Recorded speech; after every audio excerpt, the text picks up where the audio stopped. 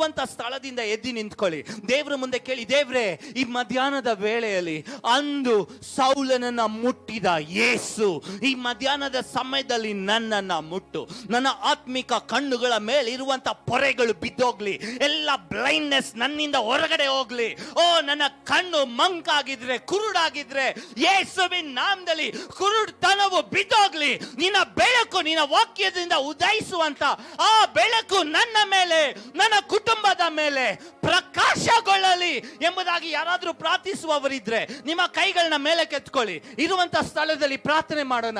O Jesus, hallelujah, oh hallelujah, thank you Lord, thank you Lord. ಕರಗಳನ್ನ ಮೇಲೆ ಕೆತ್ಕೊಂತೀರಾ?